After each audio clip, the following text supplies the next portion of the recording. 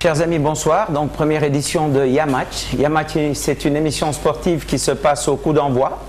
Dans cette émission, on aura sur une période de un peu plus de 50 minutes, on vous parlera de tout ce qui est actualité sportive.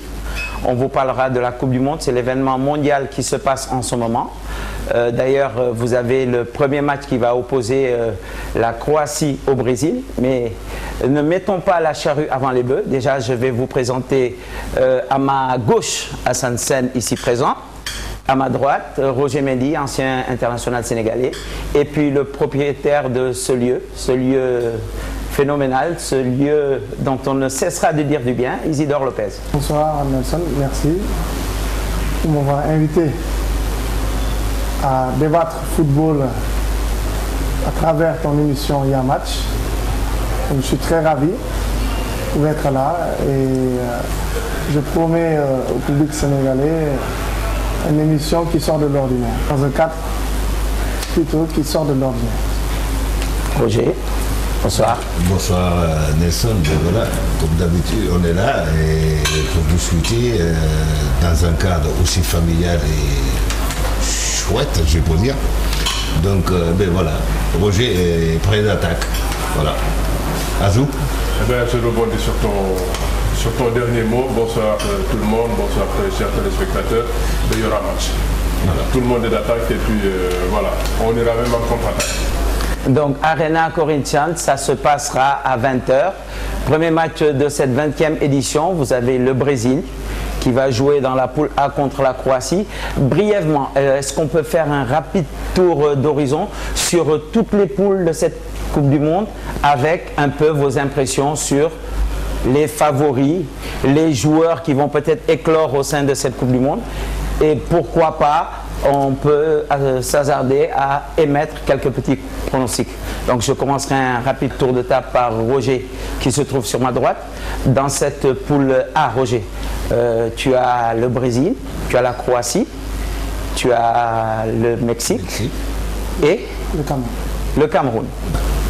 Eh bien moi je vais directement parce que je vais choisir le pays organisateur qui est le Brésil. Et je mettrai le Cameroun parce que je suis un Africain. Isidore. Moi par contre je dirais le Brésil bien sûr, en tant que pays organisateur. Est-ce que tu y crois? En tout cas j'ai le maillot. Et je dirais aussi la Croatie. Parce que c'est une belle équipe avec des joueurs talentueux qui ont su le prouver durant tout au long de cette saison. Donc je fais allusion à Rakitic, à Luka Modric et aussi à Olic. Ici qui hasarde déjà au niveau du classement de l'équipe de la Croatie. Hassan Sène, donc 20e édition de cette Coupe du Monde, ça se passe au Brésil. 32 équipes, déjà dans cette première poule de 4, on a cité les équipes qui composent cette poule. Quelles sont tes impressions? Si on revient un tout petit peu déjà à l'historique de la Coupe du Monde, le Brésil quintuple vainqueur de cette épreuve, ils ont déjà gagné cette épreuve. La seule équipe à l'avoir gagné 5 fois. 5 fois, c'est la seule équipe. Le Brésil qui rejoue chez lui après beaucoup d'années, depuis 1950, ils n'ont pas rejoué ce mondial chez eux. Ils l'ont gagné un peu partout ailleurs, mais sauf chez eux. Parce qu'en 1950, il faut rappeler que le voisin uruguayen leur a... Avait créé le hold-up. Le hold-up, le coup de poignard, je sais pas pourquoi, le coup d'état, parce que c'était presque inimaginable qu'ils percent ce mondial chez eux, et en plus du fait du voisin uruguayen. Donc c'est un événement assez spécial qui se passe dans le pays normalement du football, et le Brésil qui va briguer une 6e victoire finale de ce mondial. Mais attention, vous avez parlé tout de suite de match qui va éclairer tout le monde pour voir comment les équipes se sont comportées. Les Croates, qui sortent eux aussi d'une explosion de la Yougoslavie, mais qui ont une très très belle machine. 4e participation cette année. On se rappelle qu'en 98 en France, ils ont posé énormément de problèmes, notamment aux Français, pour terminer 3e. C'est pas une partie gagnée, mais c'est ça le charme aussi du foot et de ce mondial qui réunit, comme tu l'as dit, les 32 meilleures équipes du monde. Quand il faut maintenant parler de nos chers parents africains, quand on va dans cette poule, à mon avis, ça va être très très compliqué pour le Cameroun déjà. Ça, c'est tout de suite ma première impression. Et je pense que tout à l'heure, on va mieux développer. Mais l'Afrique, ça va être difficile, déjà sur cette poule déjà, où le Brésil forcément va vouloir écraser mettre sa suprématie. Écraser, je ne sais pas s'ils auront les moyens, parce qu'ils auront des adversaires coriaces tout à l'heure, qui sont les Croates, comme Isidore l'a dit. Il a cité quelques noms qui sont de très bons footballeurs. Non, mais Isidore, il l'a dit parce que lui, c'est un Madriel et il n'a pas beaucoup pensé à Modric. Donc voilà. Et de l'autre côté, champion d'Europe avec le Real de Madrid. Et de l'autre côté, il oublie qu'il a Marcelo aussi. Hein.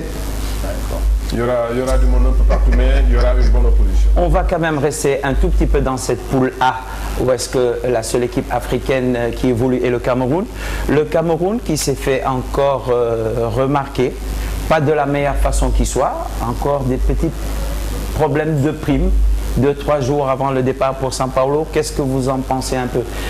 Est-ce un mal au niveau du foot africain de toujours vouloir régler le problème des primes avant même de compétir? Vous savez, il y a une chose aussi, ça se voit que les joueurs, ils ont pleine confiance à leurs dirigeants. Donc, avant de passer à demander des primes avant qu'ils ne jouent même pas un match, ça c'est inadmissible. Moi, je pense qu'on peut demander qui nous amène ces primes-là et tout, mais après, il faut gagner les matchs pour les mériter aussi.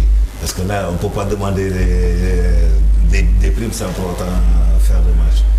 Mais je pense que l'Afrique doit commencer à régler ces petits problèmes. Nous, on doit mûrir et grandir. Parce que ça, c'est le mal africain. Ça. Il n'y a pas que le Cameroun. Hein. Il y a dans d'autres pays, ils sont là, ils ne parlent pas. Mais c'est presque tout le monde. Hein. Mais nous, on a subi le même sort en 86 au Caire. Donc voilà, qu'ils essaient de régler ce problème parce que vraiment, quand ça tire comme ça, là, on se sent un petit peu con par rapport aux Européens. Voilà. Isidore Eto'o qui essaie de négocier les primes bien avant de jouer, tu en penses quoi?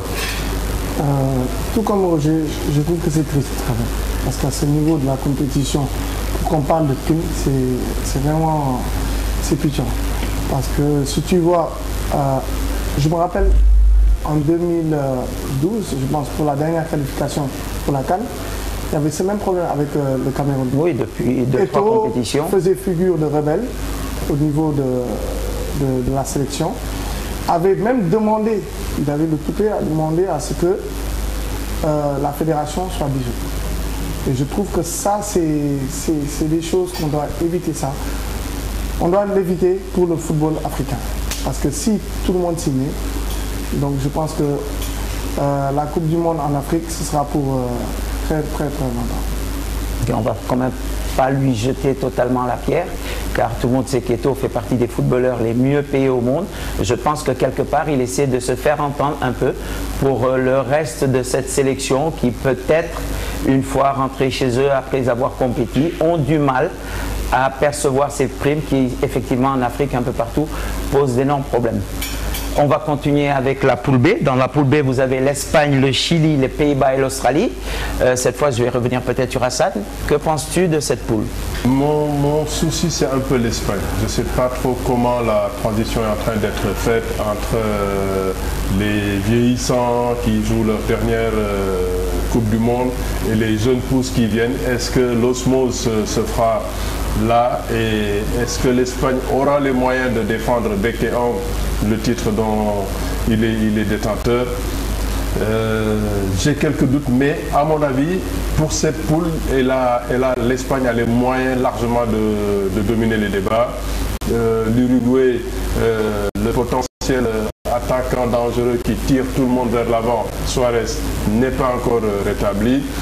Après, le reste, je pense que c'est gérable, mais bon, j'ai encore besoin de voir parce que je ne sais pas trop dans quel état d'esprit ils sont restés avec la mauvaise saison qu'ils ont eue, aussi bien Iniesta et Xavi, les patrons de cette équipe qui viennent de Barcelone, qui ont eu une saison très très difficile. Est-ce qu'ils vont arriver un peu plus costauds pour se faire un peu plus de mental? Par principe, j'ai besoin de voir le ballon rouler avant de pouvoir un peu me prononcer. Isidore Del Bosque qui vient d'annoncer que pour ce premier match, le but est de se mettre à l'abri. D'après toi, Del Bosque, a-t-il raison d'être aussi optimiste sur cette probable qualification de l'équipe d'Espagne dans cette poule qui regroupe encore les Pays-Bas, le Chili et l'Australie? Il a raison d'être optimiste. C'est le champion du monde en titre. Il a les jours pour cela. Qu'on le veuille ou non, on a l'Espagne qui règne en maître au niveau de toutes les catégories, que ce soit moins de 18 ans, de moins de 21 ans. Il règne depuis quelques années en maître sur le football mondial. Donc je pense que pour aller loin, pour sortir de cette phase de poule, il faut qu'il impose son statut de favori. Et pour cela, il faut gagner contre le Chili. Roger, étant donné que tu as été toi-même international sénégalais, que tu as joué un peu en Europe, un peu partout, tu sais ce que c'est que la longévité de ces footballeurs sur une saison. On sait que la plupart de ces joueurs espagnols ont pour la plupart joué les différentes finales de Champions League et d'Europa League. C'est compté, c'est presque 80 matchs, je veux dire, au niveau des jambes. N'as-tu pas l'impression que cette équipe d'Espagne arrive à la Coupe du Monde carbonisée? Écoutez, Hassan, il l'a brossé tout à l'heure en disant qu'avec des joueurs vieillissants, peut-être c'est leur dernier mondial. Est-ce que Del Bosque n'a pas pu? Si, un petit peu, parce que là, c'est sûr et certain, parce que vous avez un entraîneur, sachant que c'est la dernière, c'est la DER, comme disons, pour certains joueurs. Donc il fallait des communications avec ces joueurs, d'essayer de les pousser, de les remotiver, des trucs comme ça, parce que la saison a été tellement dure pour eux. En plus, si vous regardez cette équipe, c'est pratiquement l'ossature du Barça là-dedans. Donc ils se sont épuisés, fatigués. Donc il faut essayer de régénérer un petit peu le groupe en donnant ça. Parce que sûr et certain que s'ils retrouvent le meilleur du beau, il n'y a pas de photo entre l'Italie, excusez-moi, l'Espagne et les autres. Donc voilà, il fallait ça pour essayer de donner un coup de morale à son groupe. Donc dans cette poule, on verra certainement l'Espagne et les Pays-Bas. Normalement. Logiquement. Non, logiquement, non. Normalement, si. Et mathématiquement, si. Mais vous savez, le football, mais voilà, le sport en général, c'est ça. Quand on vous donne favori, des fois, ça... Quand on vous donne favori, parce que vous avez le statut, vous avez pas mal de choses, des arguments pour gagner des matchs, mais attention, on peut prendre un but et dire ciao, à demain. Donc voilà. On va poursuivre donc avec cette poule C. Dans la poule C, Hassan, on a la Colombie, la Côte d'Ivoire, la Grèce, le Japon. Les Grecs, c'est des compétiteurs. C'est de gros batailleurs. La Côte d'Ivoire, moi je dis c'est le mondial de cette dernière génération, le dernier mondial de cette génération. Quand on pense à Didier Drogba qui les amène, c'est assez jouable. La Colombie a été tenue en échec par une équipe bis du Sénégal, de Aliou Cissé, qui partait pratiquement presque comme des vacanciers. Si on se réfère à ça, c'était peut-être bon, il n'y avait pas les mêmes motivations, mais si la Côte d'Ivoire se réfère sur ce match du Sénégal et leur impose ce défi physique qui les a beaucoup gênés, je pense que cette fois-ci, comme tout le monde l'a dit et dénoncé, il faut arrêter de se voir trop beau. Il faut que tout le monde joue pour l'équipe. Gervinho l'a déclaré. Les instances dirigeantes de la Côte d'Ivoire ont dit il faut qu'on, même à des bailleurs les a égratignés, si ça peut servir de se faire une bonne carapace et que tout le monde joue pour tout le monde, je pense que pour une fois, la Côte d'Ivoire, moi je les vois cette fois-ci même terminer en tête de cette poule. Je vais être optimiste. Il a pris de gros risques, ça c'est pas l'optimisme. Pour revenir au risque à Hassan prend, rappelons qu'il y a 15 jours de ça, lors de la finale de la Champions League, c'était l'un des rares à prendre ce genre de risque et à pronostiquer une victoire du Real de plus de 2 voire 3 buts d'écart. Donc je pense qu'il a raison. Il a raison de prendre ce risque. Ça c'est vrai. La Côte d'Ivoire, Roger, tu en penses quoi? Mes frères, je pense, parce que tout à l'heure, je l'ai lu l'article de... Vous savez, dans une équipe, ce qui fait peur un petit peu et ce qui est un petit peu inquiétant, c'est d'entendre si, le si on joue, si on devient... Ceci veut dire qu'il n'y a pas une bonne ambiance dans ce groupe. Et là, ça m'inquiète beaucoup plus quand j'entends des joueurs comme Gervinho parler comme si on joue en équipe, si on fait ça, ceci veut dire que le groupe n'est pas encore soudé. Si le groupe était soudé, nous, le jour J, on sera, on ferait, on l'a. Ça, ce sont des on l'a. Mais quand il y a des si, il y a tout le temps des doutes. Et là, je suis en train de me douter de cette équipe. Comme je l'ai dit tout à l'heure, je les mets quand même favoris, ils vont peut-être sortir parce que je suis africain. Au même titre que la Colombie, la Grèce ou bien le Japon? Ah non, mais il y en a un de ces trois-là qui va accompagner la Côte d'Ivoire. Ça ne m'intéresse même pas. Isidore? Nelson, je suppose que tu connais ma position par rapport à ça. Mais pour nos amis téléspectateurs, voilà, ce serait bien que tu te mouilles un peu. Je dirais bien que c'est une poule très très dangereuse pour la Côte d'Ivoire.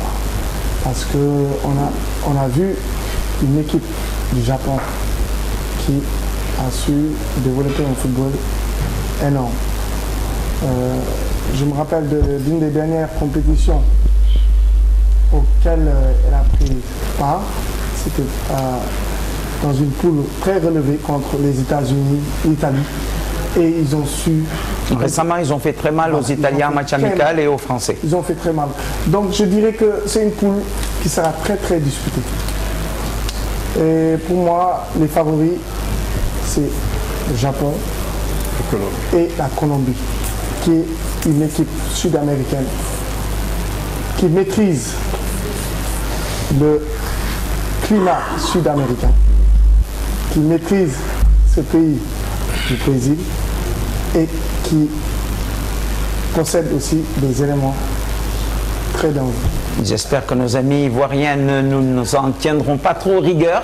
Ce n'est qu'un pronostic de Isidore, encore une fois, que je rappelle, est le maître de ces lieux, le coup d'envoi où est-ce que nous nous retrouvons cet après-midi pour parler un peu de cet événement mondial qui est la Coupe du Monde et pour parler aussi un peu de ce premier match qui va opposer, comme je vous l'ai dit, à 20h, la Croatie et le Brésil. Dans cette poule D, Roger, nous avons l'Uruguay, l'Angleterre, le Costa Rica et l'Italie. Là, il y a mes amis italiens. Eux aussi, ce sont des compétiteurs. Mais moi, je les place en premier et je les mets en deuxième position. Vous m'avez dit là? J'ai pas bien compris là. Uruguay, Angleterre, Costa Rica, Italie. Et les Anglais. Voilà. Ouais, pronostic logique, je pense. Enfin, normal. Normal. Je ne dirais plus logique. Normal. Normal, parce que les Italiens, voilà, ils m'ont adopté à la fin. Donc, je ne l'ai jamais supporté parfois. Et bon, cette fois-ci, peut-être qu'ils vont sortir de ces poules-là et après rentrer à la maison. C'est ce que je dois faire. Isidore, partages-tu l'avis de Roger sur cette poule, Angleterre-Italie? Je ne partage pas ce pronostic. Parce que c'est un Sud-Américain, il va te dire l'Uruguay aussi qui maîtrise la même situation comme la Colombie, des trucs comme ça et bien tout. Sûr, je reste sur cette même logique puisque le meilleur buteur de cette qualification 2014, zone Amérique du Sud, reste Suarez. Et qui est malade. Suarez, qui est malade bien sûr, mais... bien accompagné par Cavani. Voilà. Je dirais comme favori dans cette poule, l'Uruguay et l'Italie. Hassan, 1950, encore une fois, on le rappelle, est une année néfaste pour le Brésil. 2014, ça se passe au Brésil. Dans cette poule, l'Uruguay, l'Angleterre, le Costa Rica et l'Italie. Penses-tu que l'Uruguay peut créer la surprise dans cette poule? Je pense parce que moi, c'est les Anglais qui m'inquiètent. depuis quelques mondiaux, quelques Coupes du Monde. Ils viennent sans mental, ils viennent sans âme. Oh, j'arrive pas à les situer. Et là aussi, je ne sais pas trop s'ils sont trop handicapés par les étrangers qui viennent dans leur championnat. Il n'y a que de jeunes pousses. Welbeck, un peu encore tendre. Sterling, un peu encore jeune. Steven Gerrard, vieillissant. Wayne Rooney, mes formes compliquées. Cette équipe anglaise, moi, elle ne me rassure pas. Du coup, l'Uruguay, comme a dit tout à l'heure Isidore, jouant dans une ambiance où elle maîtrise tout, aussi bien climat, atmosphère et même pression positive. Je ne les vois pas ne pas sortir. Et Suarez, il est juste blessé pour le début et il sera là. S'il n'est pas là, Cavani est là. Je pense que chez eux, en Amérique du Sud, il faudra compter avec eux. Bon, après derrière, les Italiens, c'est de gros compétiteurs, qu'ils ventent ou qu'ils neigent, comme le dit José. Ils sont là, avec un jeu pas chatoyant, avec des performances bizarroïdes, mais ils sont à l'arrivée toujours là. Je vois bien les Italiens sortir avec l'Uruguay et les Anglais toujours la même déception qu'on les connaît depuis quelque temps. Et c'est là qu'il faut créer la surprise. Rappelons que pour certaines équipes comme l'Angleterre, l'Italie, la Côte d'Ivoire, dont Hassan a parlé tout à l'heure, pas mal de joueurs sont en fin de cycle. Donc c'est peut-être une dernière opportunité pour eux de briller sur ce plan, sur cet échelon mondial. Ça peut être quand même déterminant, je veux dire, au niveau du résultat final. C'est une motivation en plus. Mais c'est une motivation plus sûr que, vous savez, il y a l'histoire de la Coupe du Monde aussi, et même pour les joueurs vieillissants, des trucs comme c'est la dernière, sûr et certain qu'ils vont tout donner pour vraiment aller en retraite en paix dans 2 ans ou 3 ans. Donc voilà, ce sera la dernière pour eux, et quand c'est la dernière, on la joue à fond. Pour eux, Hassan. Donc, la Suisse, la France, l'Équateur et le Honduras. Pronostic? Suisse-France. Suisse-France, Roger. Tu te mouilles? Non, mais je me mouille. Suisse-France. En plus, les Suisses, ils ont une bonne équipe. Hein. L'équipe de France, dommage qu'il leur manque un petit peu Franck, donc Ribéry, bien sûr. Mais sûr et certain que ces deux-là, ils vont passer.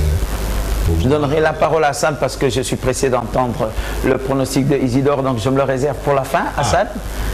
Je ne suis pas très loin de Roger, mais bon, toujours, les Suisses de la qualité. Mais est-ce que la compétition, ils connaissent? Je ne sais pas. Mais ils ont une nouvelle génération montante qui peut déranger beaucoup de monde. Bon, les Français, ça commence maintenant à s'habituer à ça. Un bon sélectionneur, compétiteur qui maîtrise l'affaire. Ils partent avec un gros capital confiance. Ils ont un compte à régler par rapport à ce qui s'est passé lors du dernier mondial. Ils ont de quoi se motiver pour être là. Les Suisses, le talent, est-ce que ça suffira? Attention aux Sud-Américains, ne les enterrez pas trop vite. Ça peut être bouleversé, mais logiquement, la logique veut qu'on aille avec Roger Mendy, France-Suisse. Isidore, la surprise viendra d'où dans cette poule? Je suis tenté de dire Costa Rica, mais je suis plus ou moins... Suisse, France, Équateur, Honduras. Honduras. Équateur. Donc je dirais plutôt la surprise viendra de l'Équateur. De l'Équateur. Donc je dirais France-Équateur. France-Équateur. On va passer à la poule F. Poule F, où est-ce que nous retrouvons l'équipe de Messi, donc l'Argentine, l'Iran, la Bosnie et le Nigeria. Ils sont comment les Bosniens? Les Bosniens, un petit peu moins que les Croates. Argentine tranquille. Est-ce que maintenant Stéphane Keshi pourra regonfler ses gamins, parce que aussi c'est une équipe toute neuve du Nigeria qui est en train de se faire. La haute compétition là-bas, est-ce qu'ils auront les moyens de supporter? Allez, je pars avec Argentine-Bosnie. Il y aura des erreurs des Nigérians, malgré toutes les bonnes volontés, les qualités de Enyama. Je pense qu'ils vont s'arrêter. Moi, je dirais que déjà... C'est quand même costaud l'équipe du Nigeria. Hein? C'est quand même costaud cette équipe Costaud, du Nigeria. ouais, mais je dirais qu'avec l'Argentine et les autres, ils ne boxent pas dans la même catégorie. Non. Parce que là, vraiment, il n'y a pas photo entre ces Vous êtes trois. quand même sévère. Hein. Non, ça peut, non, il n'y a rien du tout là. Hein. Donc, moi, je dirais l'Argentine, Nigeria. Ah, Isidore? Pour une fois, je suis d'accord avec mon ami. Oh, C'est rare, hein? Oh là là. Je dirais bien Argentine et Nigeria qui créent la surprise dans cette poule. Ah, on va te laisser nous présenter la poule de la mort. La poule de la mort qui est la poule G et qui est composée, Isidore, de... Du Portugal, de l'Allemagne, du Ghana et des États-Unis. Tu en penses quoi, Roger, cette poule? Allemagne, Ghana, Portugal, États-Unis. N'oublie pas que mon idole est Franz Beckenbauer. Et vous me demandez... Logiquement, l'Allemagne en tête de poule. Oh là là là. Qui accompagnera l'Allemagne? Ah, mais jamais portugais. Vous savez, quand on s'appelle Mendy, il faut prendre un Tavares, Morera, des trucs comme ça, il est accompagné. Il est pas sérieux, Roger. C'est pour faire plaisir à Isidore. Hassan. Allemagne-Portugal? Poule de la mort. Poule de la mort. Les Américains, ils ont quelquefois régulièrement fait de bonnes... Mais n'oublie pas le maillot que tu portes. De bonnes campagnes. Hein. Bon, les Allemands, c'est la régularité, c'est le sérieux, c'est la rigueur. Un bon Cristiano Ronaldo qui a besoin de confirmer tout ce qu'on attend de lui, amené par un Nani très frais, très frais, qui n'a pas beaucoup joué. Je n'ai jamais compris pourquoi Manchester il ne jouait pas. Là où Cristiano aura un peu des soucis, je pense que Nani pourra faire l'effort. On ne peut pas partir sans le Portugal. Il n'y a pas que Nani, ils ont de très bons joueurs. On ne peut pas partir sans le Portugal dans cette poule. Logiquement, dans cette poule, je dirais Allemagne-Portugal.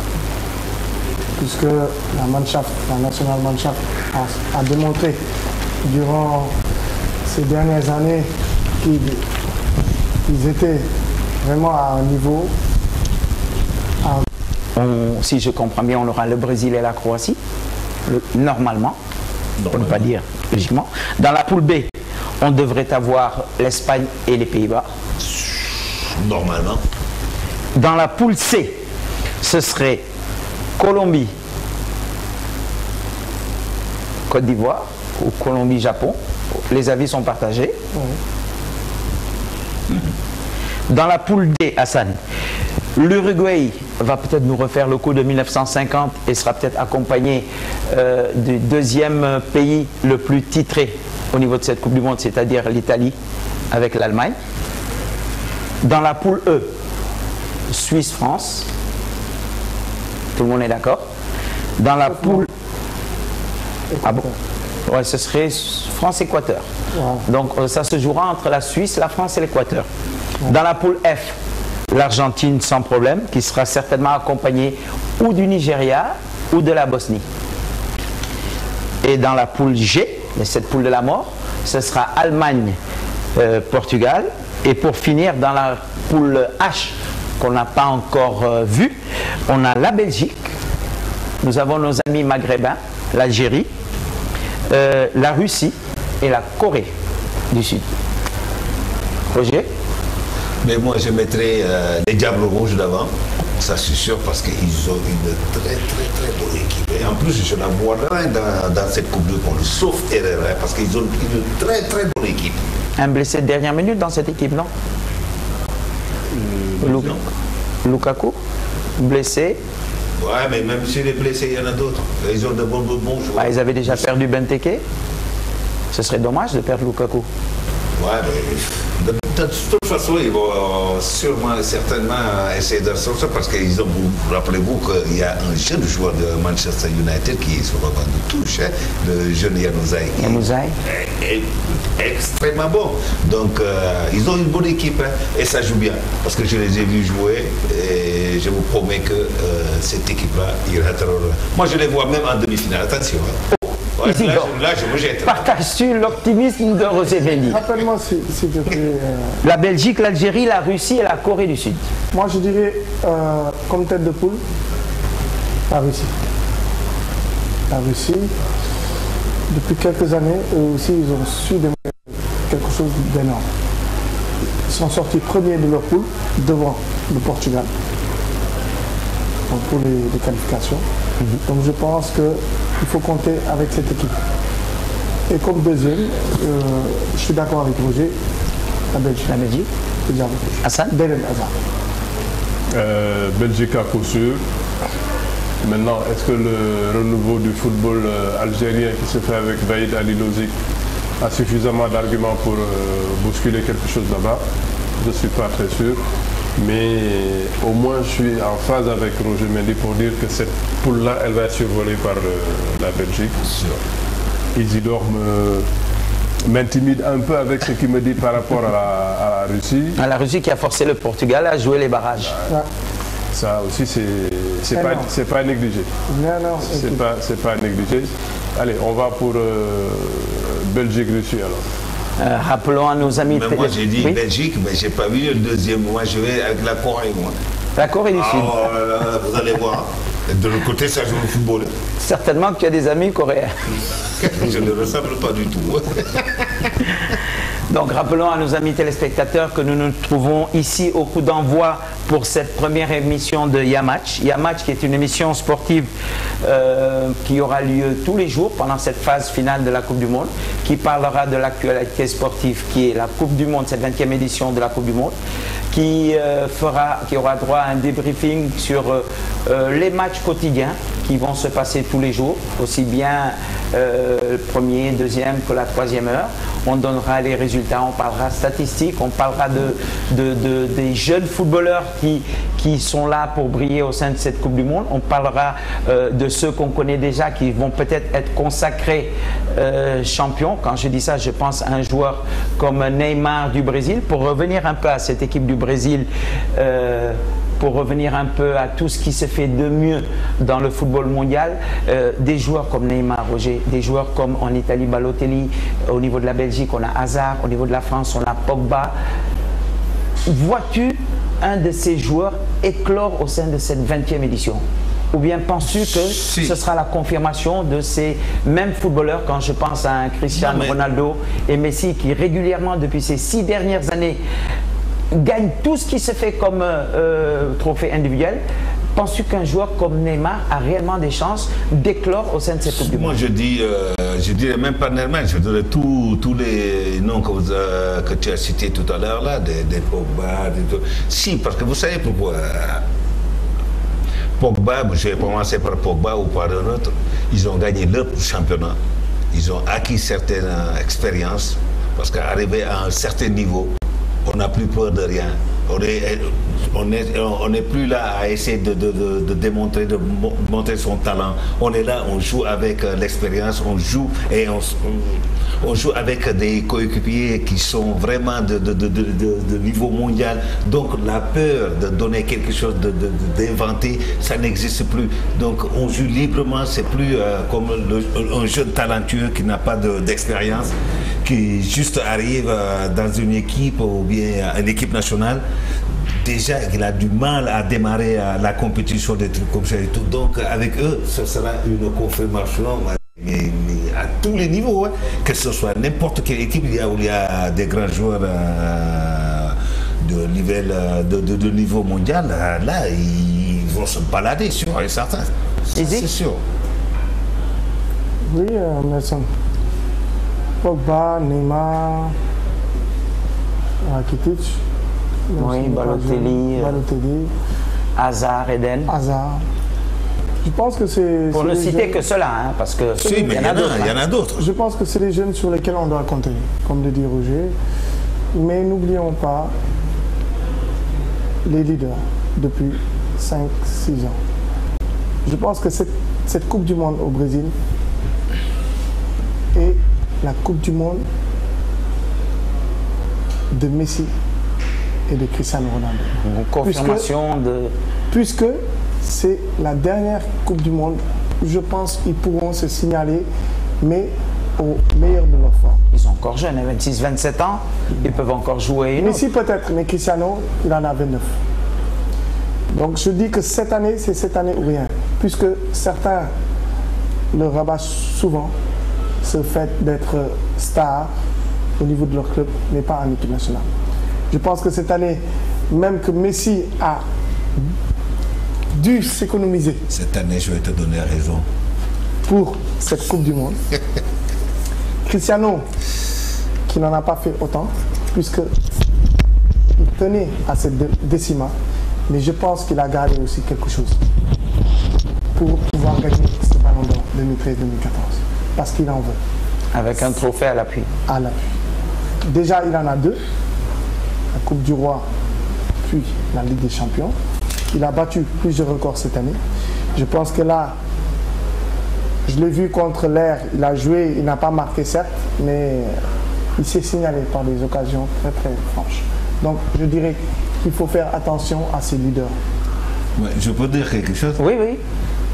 Ils vont rien gagner, d'autant plus qu'il y a l'Allemagne qui gagne la Coupe du Monde, donc c'est fini pour vidéo là.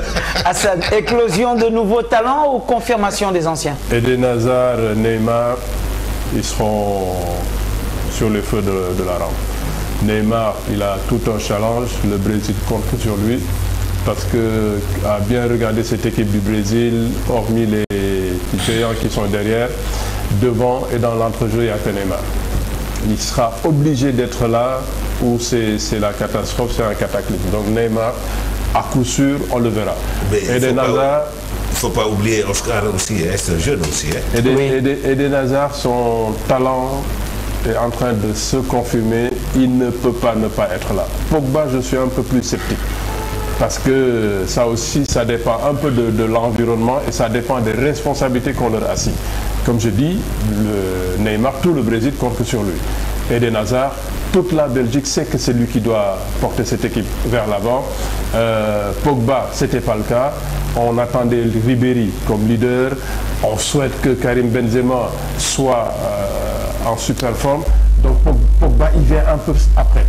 Il n'y a pas tout ce poids de la responsabilité qui est sur lui pour l'obliger à aller. Il est encore jeune, il est encore inconscient à mon avis de ses capacités, de ses talents. Il a besoin de monter quelques paliers. Hazard l'a fait, de Lille à Chelsea en Ligue des Champions. Il a tout. Je pense que ce sera plus ces jeunes-là qui vont exploser qu'un Cristiano Ronaldo qui a laissé beaucoup de force en chemin et un Messi qui arrive sans, à mon avis, sans référence.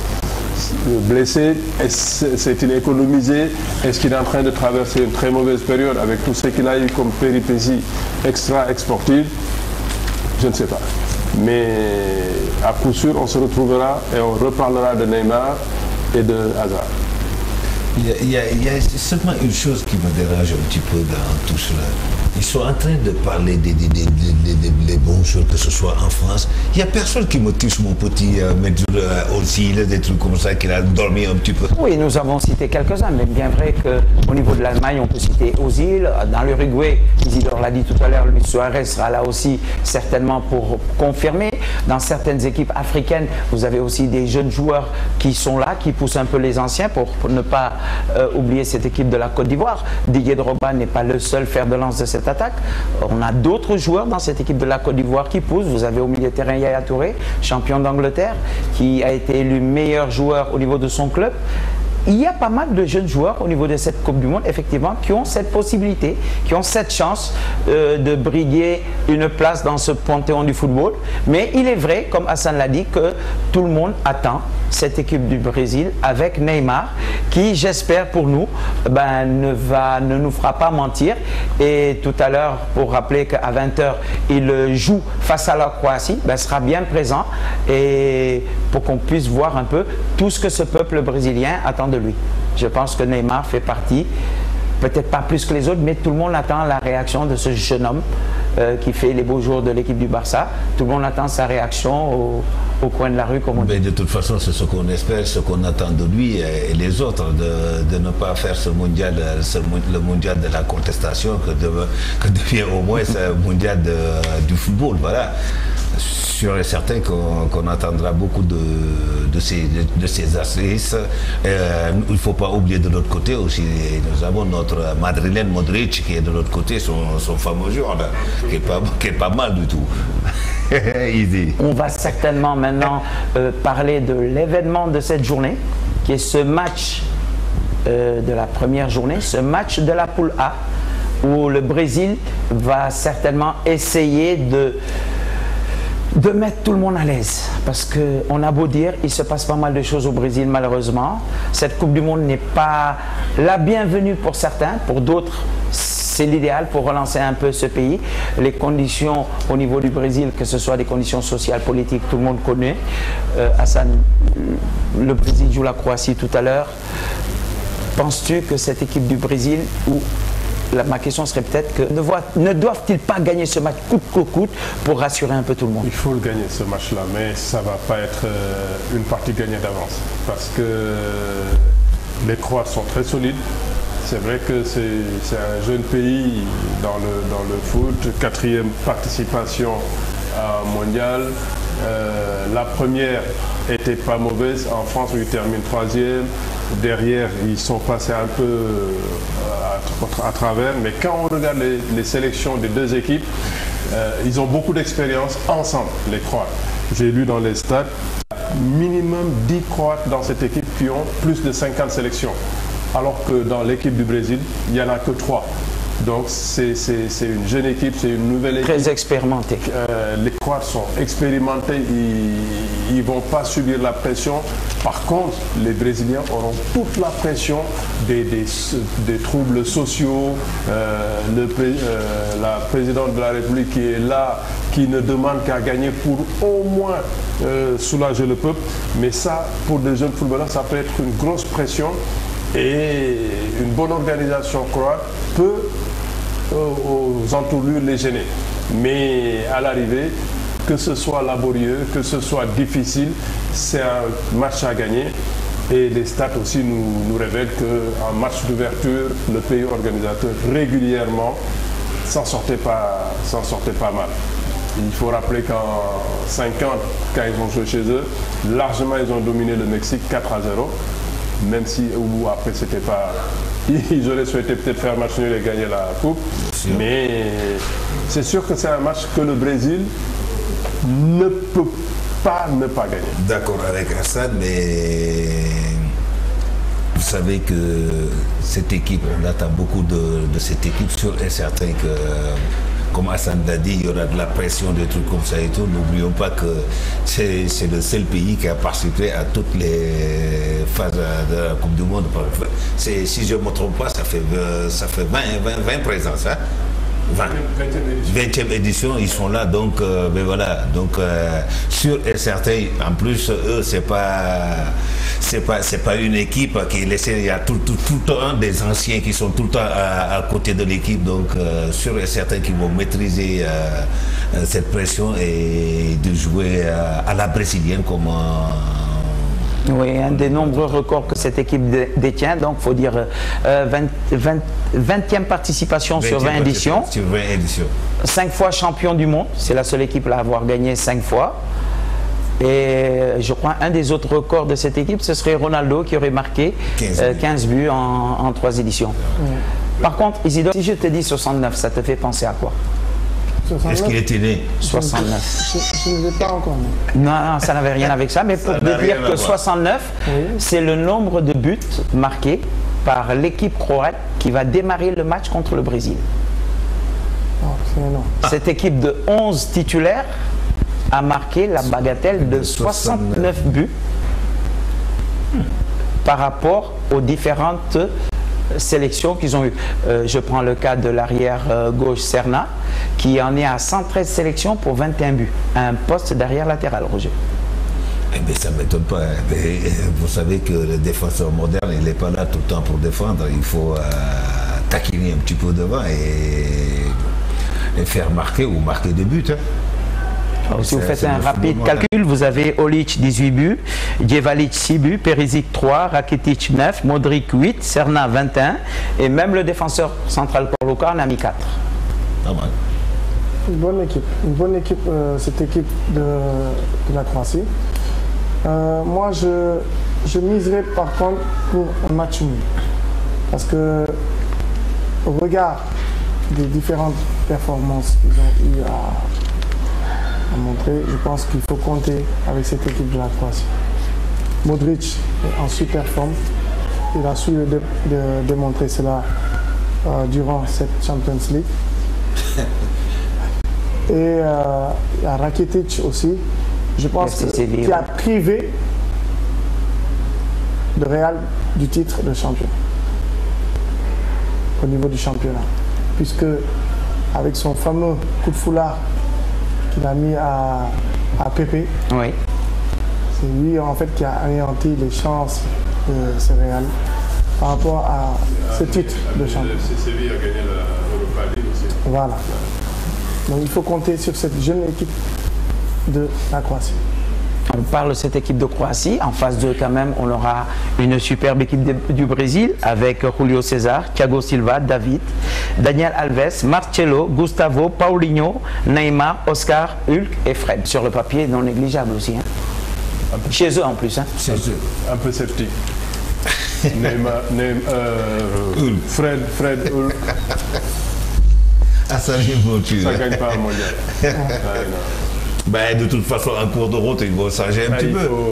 Il faudra fusil d'épaule après. Mais de toute façon, moi je dis Brésil. Hein. Brésil? Ouais. Une fois n'est pas coutume, par rapport au temps imparti, on peut-être qu'ils ne vont même... pas gagner 4-0 pour perdre la finale de buts à 1, mais sûrement, oui, logiquement, ils vont gagner... Attention, ils se sont rencontrés que 2 fois. C'est vrai qu'il n'y a pas eu beaucoup de confrontations. En 2005, en amical, un match nul. Ils font 1-1. En 2006, au Mondial, le Brésil les bat de difficilement. Manière difficile 1-0 sur un but de Kaka qui n'est pas de la sélection. C'est pas gagné d'avance. Ils n'auront pas peur de Brésil et ils ne seront pas intimidés. En plus aussi, il faut remarquer une chose à ça. Il n'y a plus de petites équipes maintenant. Ça n'existe plus. Tout le monde joue au football maintenant. Tout le monde joue. Parce qu'ils sont prêts, ces jeunes-là, techniquement, athlétiquement. Ils sont bien préparés, tactiquement. Ça joue au football. Donc, voilà. Mais moi, je reste encore sur la victoire du Brésil. Yushi Nishiruma. Penses-tu que sa prestation sera déterminante dans le match d'aujourd'hui?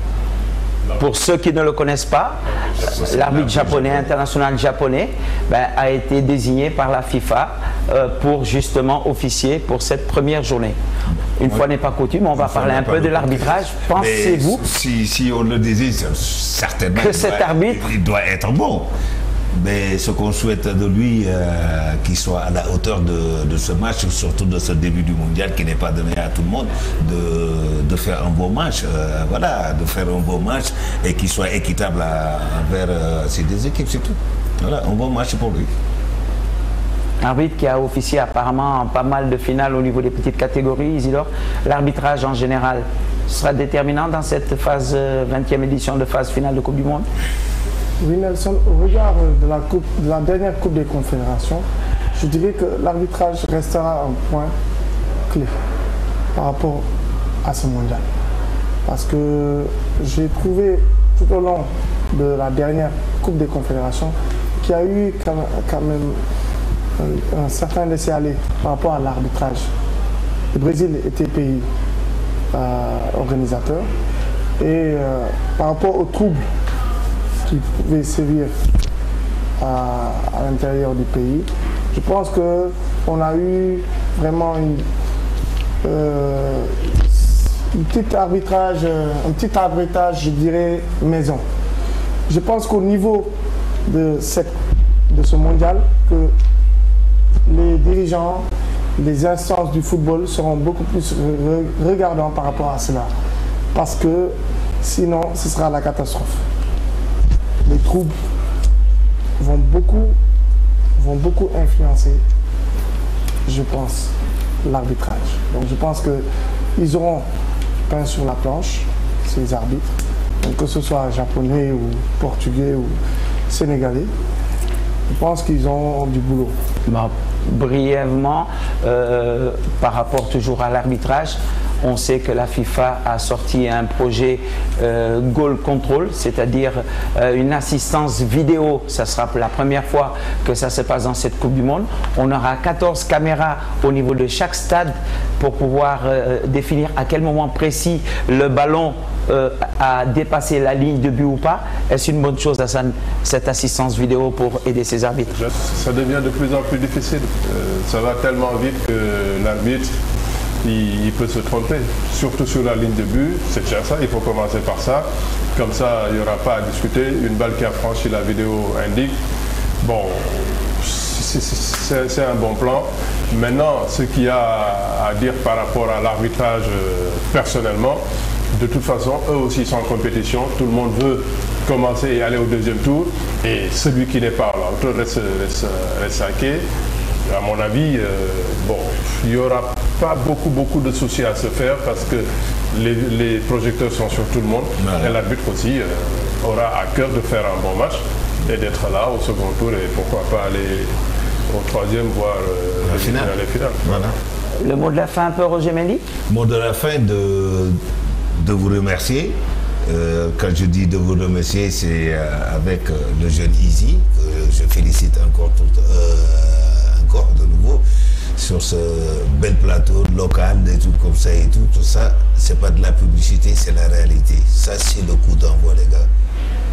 Le coup d'envoi, on dit. Parce que là, le mondial est déjà parti ici, chez le coup d'envoi. Donc, un jeune créateur, un petit peu nerveux et qui pense tellement au Real Madrid, pense à la baraque. Isidore, le mot de la fin brièvement. Oui, merci Nelson, encore une fois, de m'avoir invité sur ce plateau, même si je suis à l'origine, plus ou moins, de ce cadre. Je te remercie parce qu'il y a un match, je pense que c'est un bon concept que tu viens d'inventer, de créer. Et je fais un appel. Je fais un appel aux sponsors, aux personnes de bonne volonté. Aux différents partenaires. Aux différents partenaires qui croient en cette émission et au peuple sénégalais également.